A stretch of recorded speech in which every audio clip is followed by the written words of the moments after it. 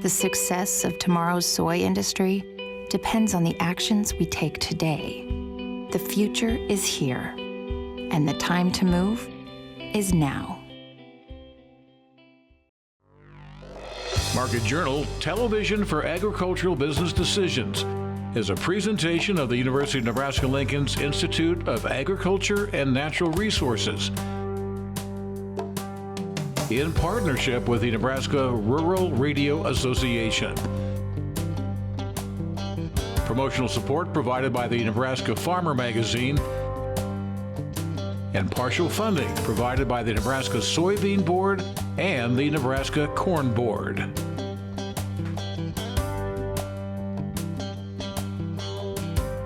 Well, hi everyone, I'm Bryce Duskett, and thank you very much for joining us today here on Market Journal. Wow, what a week it has been for folks in portions of central and eastern Nebraska who are without power for an extended period of time. That includes the feed yard where I'm standing at today, Briggs Feed Yard, just outside of Seward. We'll be visiting with Mike Briggs, get his thoughts on the power of electricity. They were out with about a week, it sounds like. Here a little bit later on the show, also get his 2 cents on the markets. Also coming up, we'll talk about research happening at the West Central Research and Extension Education Center, which is based in North Platte. As always, weatherman Eric Hunt will be standing by to give us a look at the weather forecast in the week ahead as well. All that is coming up, but let's begin here. This past week was Grain Bin Safety Week, and it's a critical reminder of the dangers that exist in those grain bins that dot the countryside. To that point, back at Husker Harvest Days, we did an informative segment on this exact topic. Market Journal's Bill Dodd is standing by with that story. Normally they go in, they leave the unload system running, they stand in the middle of the bin because a chunk of out of condition grain has blocked the grain from flowing. They stand right in the middle of that bin with a rod and they jab down through the grain to bust up that chunk. And when it works, and when they hit that chunk of grain, the grain literally grabs them and starts pulling them right down with it. Why many experts are now urging those same producers to take a second look and really pay attention to their surroundings as they perform seemingly everyday tasks, such as checking grain bins. One way to ensure your safety when checking grain bins and avoid grain entrapment is simply grain management and quality control. To flat out avoid it, grain management is key. Make sure you keep that grain in good condition so you don't have the chunks. University extension agencies do trainings and offer a lot of material on this subject to make sure that grain is kept in condition. The more often they check it and make sure the management and the maintenance, and nowadays there's a lot more automated controllers out there that can help protect your investment in that grain that's in that bin. So the quality of the grain is key.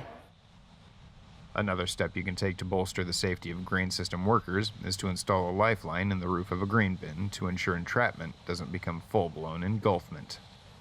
When we're dealing with grain like that out of condition, there's lifelines now, and they're very economical to put in grain bins on a farm. These lifeline systems prevent a person from ever sinking more than waist deep in the grain. So the idea is simply we mount an anchor point and a pulley up at the top of the roof, and the farmer can rig he installs his lifeline. It takes about 10 seconds to run the rope up through and back, and then hook it on himself or whoever's going in the bin. And then we prefer to have a second person there to run the rope for him while he's in there working. That way they can get help if something happens. We can rig the lifeline so that the farmer controls it himself. But again, I always encourage them, make sure you've got a radio or a cell phone or something that when you're in that bin you can call for help. Because if something does happen, even though you're only waist deep, you're still stuck and trapped, and you're going to need help getting out. So if they're going to be working alone, we can facilitate that to keep them safe, but they just need to make sure they've got communication available to get help coming. When checking bins, it's also encouraged to use a lockout-tagout system each and every time before entering bins or performing service or maintenance. Grain system workers should always assess what controls need to be locked out before any work is done. The other thing is simply before you go into a bin, lock out, tag out. If they would lock out that auger before they go in, yeah, you may have to make 2 or 3 trips in and out until you get it flowing again, but that means you're going home at night. You're not going to die in that bin that day if you lock out that auger. Or just, even for a farmer, if they don't lock it out, if they're the only one there, shut it off before you go in. That's better than nothing. If you leave it running, you've got a chance of not coming out. On the topic of grain bin safety, the Nebraska Corn and Soybean Boards have teamed up to offer a couple of Nebraska fire departments a chance to get their own grain rescue tube and training. If you'd like to get a local fire department signed up for that, head on over to either the Nebraska Corn or Soybean websites. Up next, when it comes to cash rental rates, they can be based on several things, such as rental rates in the local area, a percent of return on investment, or another factor. To that point, it's something that's discussed a lot, especially at coffee shops this time of the year. We're able to get some answers to these questions at the 2025 Women in Agriculture Conference.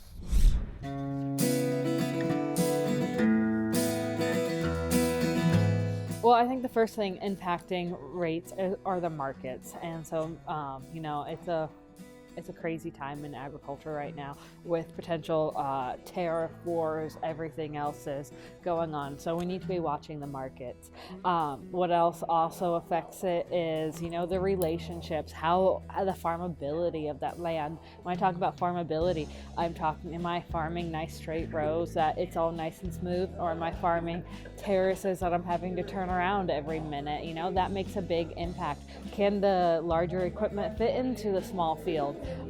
Those are all things that really impact rental rates, as well as the relationships between parties. Is your tenant providing services like maintenance on fences, irrigation equipment that is typically a landowner expense, but the tenant is taking care of it? And I think this is all things that we really need to be considering.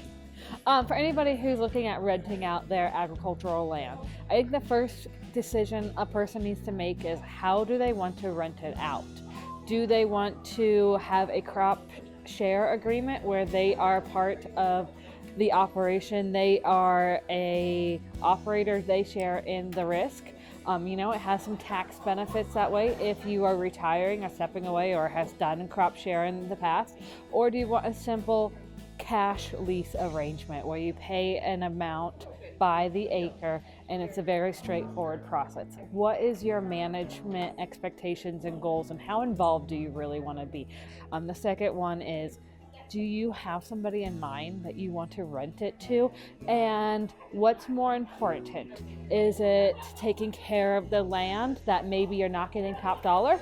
Or is it you want top dollar? Relationships go a long ways, and you really want to find somebody who will treat that land like your own, or maybe even better than they treat their own land. That's something that as landowners, I think we all need to balance out in deciding on what we want to, how we want to rent, and what we want out of our land. Yeah, we're really encouraging written agreements, even if you've had a verbal lease for 30 years or more. A written agreement protects the landowner, it protects the tenant, and then more importantly, it protects the heirs. A lot of times, accidents happen, things happen, people pass away. And if there's no written agreement, that's when there's opportunity for other people to feel taken advantage of. And we want to limit those. We want to make sure that our heirs know what is expected out of the other party.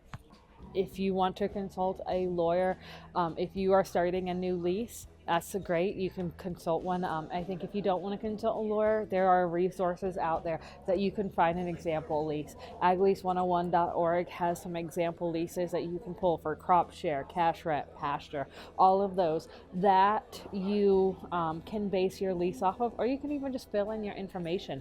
I think, termination is probably maybe one thing you might consider. There's specific things you want to include in a termination letter. But I think the big key thing is, if you are sending a termination letter, you probably want to have it certified mail so that you have a receipt of it. And remember, if you're terminating a verbal lease or you want to change any of those terms for that verbal lease, it has to be done 6 months prior to March 1 for cropland, because cropland is rented for 12 months out of the year starting March 1 in a verbal lease. Pasture is a little bit different. It's 5 months out of the year when the cows are in pasture. So you don't technically need to give a written termination notice, but professional courtesy. If you're going to go a different route and you're going to find a new tenant or sell the ground, let them know, preferably as soon as you can. Always lots of good information to be learned there at the Women in Ag Conference. Again, that took place in Kearney recently. Up next here on Market Journal, it's our chance to catch up on the markets this week, focusing on the livestock markets, the cattle markets in particular. But Mike, let's start here. You're back on the grid. How'd that feel after being about a week without power? That wasn't very much fun. No. It really isn't. We have generators, so we're operational, but it just makes life harder, and who wants that? No, nobody. But we're back up and going, so that's good. Stock cattle markets, futures rebounding, box beef exploding this Yes. week. Is this a sign that the correction is over and higher prices are headed our way? I think so, but the thing that interests me and concerns me at the same time is the volatility. It's just whipping all over. So you've got people trying to break the market and press it lower, and luckily it just keeps coming back. And I think it will come back. We're coming into our biggest beef demand time of the year. And I feel pretty good about it. Now, the question is, what's out there to derail it? Well, there's always the wonderful black swan thing, but you still wonder at some point, does the customer just say, I'm done, it's too high, I can't do it? I don't know. I'm pretty concerned when I see deals like DoorDash being willing to finance your food. That's a problem. If people are having to finance food, that bothers me and makes me a little nervous. But the overriding thing is I'm sorry, there's no more cattle coming to the market. There's going to be less and less and less. So typical supply demand, I think we just push higher here for a little bit. All right, well, that kind of brings me to a viewer question I wanted to ask you this week. It has to do with proteins, people choosing beef over pork in particular. Lean hogs continue to not rally the same way cattle have, much to the demise of pork producers. I think they will, though. Okay. Give me your thoughts on why people continue to choose beef, why pork hasn't been selected as a good alternative, and where the lean hog market's going. If you look over time on pork, and I know I'm this way, demand is just completely price inelastic. It just doesn't matter what price does, it just kind of stays flat. And we don't have the export markets to China right now, or like we would like to. So the pork thing just doesn't move. I mean, you've seen pork, it's almost free. It is so cheap compared to pork, and if people aren't gonna switch now, they're not gonna. People like beef. Beef's got great taste. Hamburger is just an amazing thing. I remember back in the 90s, all us cattle guys are like, people need to cook roast. No, they don't. Let them eat hamburger, grind those roasts up. Nobody cares. I like hamburger. I have no problem with it. So I think that's become a real staple in people's diet. It bothers me when I go to the grocery store and I wandered over by the meat counter, and for 93% lean hamburger is $9. That's pretty stout. But I think people just want to stay there. I don't think those other proteins, the two white meats, don't have the flavor, and I just don't think people like them very much. I know we don't eat a lot of it at my house, so that's the only explanation I have for you. I just don't know. Plus, it kind of helps that you have people like RFK saying, hey, all this beef stuff's really good for you, because it is. And so I just think all that helps. Okay, we're equal opportunity protein around There here. you go. Let's talk feeder cattle prices. Eye-popping. Look at the August That's really futures frustrating. knocking on the door of $290. How is that putting a squeeze on folks like yourself buying feeder cattle? Oh, it's just incredible. I had cattle offered to me yesterday. I have a little break-even sheet that I use, so I can know where to buy cattle. They're $20 over my break-even. So if I wanted to buy those cattle were going to be instant $120 losers. Why you want to do that? It never works well starting in the bottom of the hole. You've already dug your hole, and the best you can do is hope to get back on ground. I don't do that. I won't do that. I don't prescribe to it. I had an order buyer call me yesterday, and he's like, why don't you see what you can do with these? And I hung the phone up, and I'm like, I'm not going to do anything with them, because I'm not going to feed that, and that is totally unethical to try to talk a customer into feeding it. It's going to be a big struggle. Now, it'll help when the grass guys get done with their stuff, because they always go to the sale barn glassy-eyed and drunk, pay whatever. Feed yard guys, it's going to be tough to keep cattle in here. This is that part of the cattle cycle I don't like, because it's really stressful, because empty feed yards don't make money, but you're better off with an empty pen than you are with a pen full of losers. So. That's my thought on it. Last time we had you out here late in January, if memory serves me right, you were talking about the moisture situation, kind of those guys running on grass during the winter with wheat, I should say, down in Oklahoma, et cetera. But where do we stand right now? Because the conversation of herd rebuilding continues to come up with the latest Cattle on Feed report.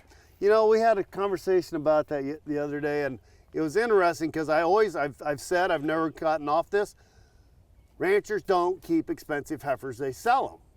Well, now you've got bred cows selling for $4,000.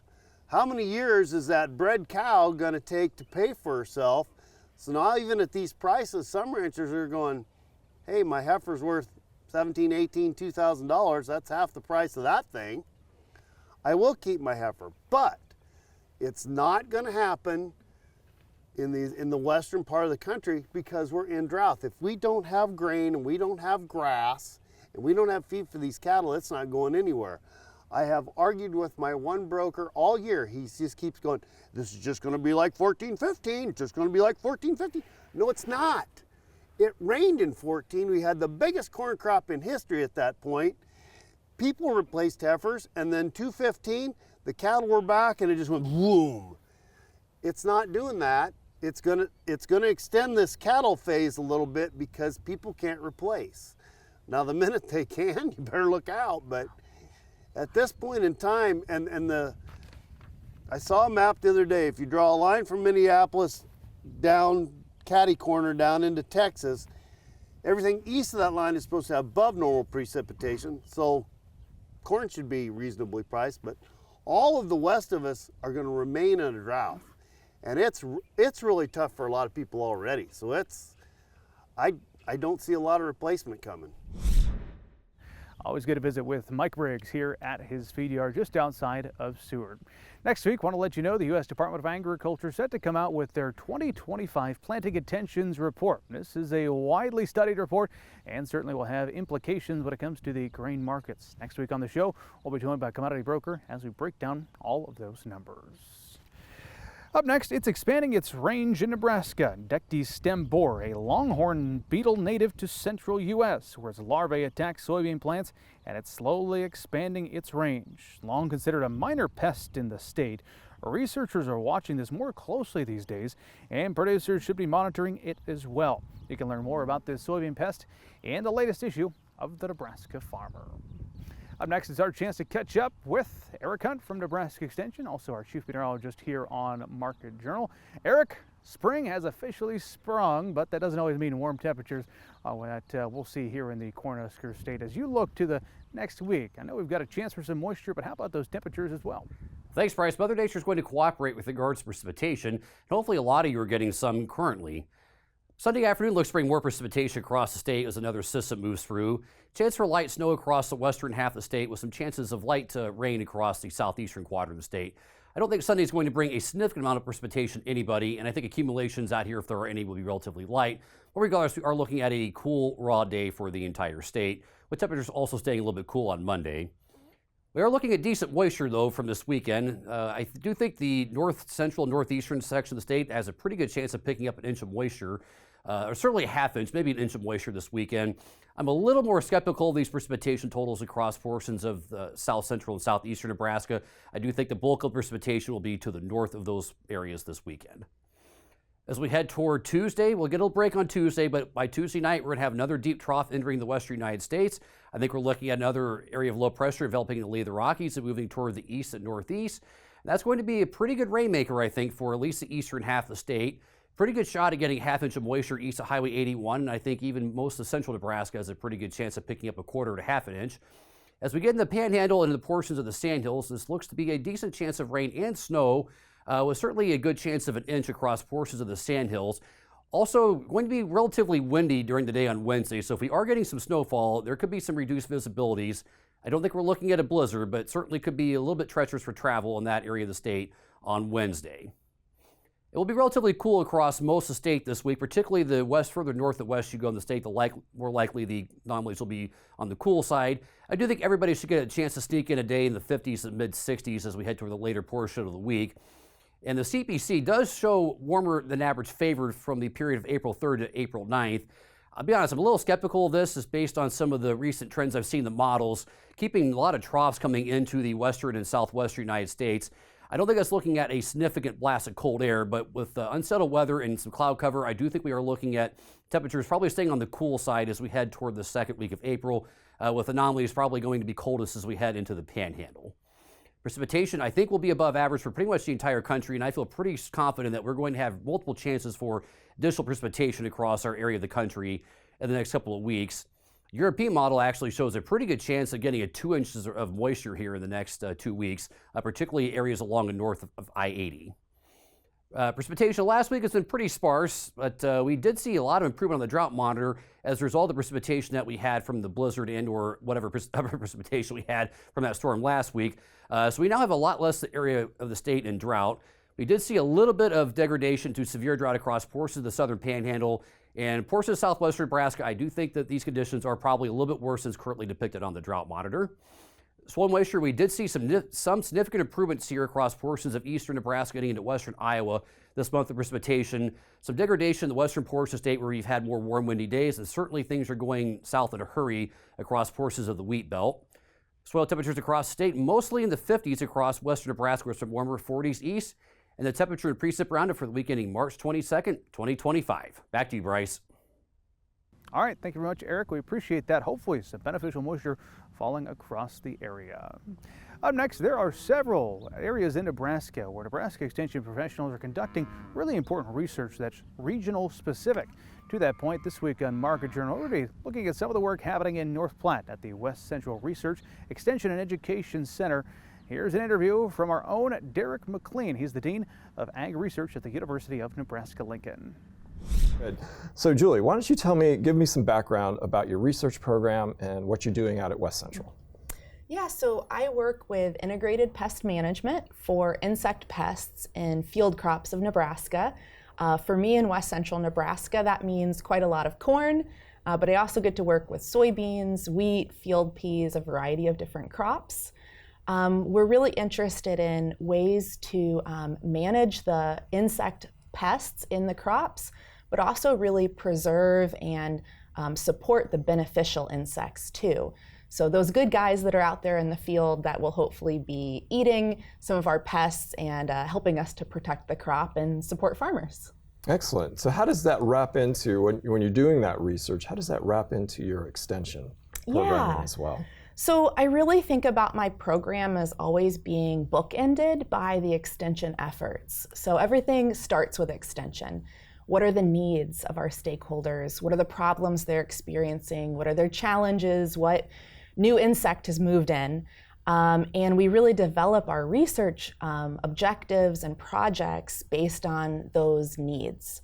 And then once we've completed that work, we share it back with our audiences. So whether it's through more traditional write-ups or presentations or sharing on social media or engaging in a lot of different ways with our stakeholders, getting that message back out there at the end is really important. That's excellent. It's a great way to describe how research then informs extension and really gets that information out. So when you're at North Platte, you're at our West Central Research Center. You're really out there in the center of it all. What's it like being kind of right there in West Central and being so close to so many of our producers? Yeah, I really enjoy that aspect of it. Like you mentioned, we're right in the heart of the crop production, of where our producers are and where they're experiencing challenges. And so I really can actually get out there in the field. We do quite a lot of on-farm research where we're actually doing our different tests and treatments on real commercial Nebraska farms. And I also really appreciate being at a research and extension center because I have all these colleagues in other disciplines. So I can work together with a pesticide application technologist and an irrigation specialist and a cropping systems person and not limit myself to only kind of looking at the insects. Because for the farmers, they're dealing with all these challenges together in the system. They're not dealing with insects by themselves. And that really drives the collaboration. When you have all these other experts and all this expertise at a center, and you can talk to each other and see each other and do field days together. How many projects do you think you have that are collaborating across all the different specialties that are there? Yeah, oh gosh, over the 11 years I've been here, is probably, I don't know, over 20 or 30 different projects that we've been able to work on together and be able to co-advise students, serve on students' committees for each other. And then that helps with the students as well to have a multidisciplinary training and mentors. That really amplifies, I think, what we do, is when you have that collaborative spirit and everybody's using that to contribute to their extension programs. So you mentioned students just now. Now you've had a lot of success with students in your time at West Central. So why don't you tell me a little bit about kind of your philosophy and how you approach having graduate and undergraduate students out at West Central and training them? Yeah, that's one of my favorite parts of the job, getting to work with the next generation of scientists and agricultural professionals. We have had a great group of, from postdocs to grad students to international and undergraduate internship students. I think some of the things that have really worked with our approach is when bringing in new people, it is a joint effort. I make sure that anyone new has the chance to talk with my team when I'm not there. They can hear what's really going on in the lab, and everyone can get a chance to meet them and make sure they're going to work well with our collaborative culture in our team. I like giving my more experienced graduate students and postdocs the opportunity to be mentors themselves.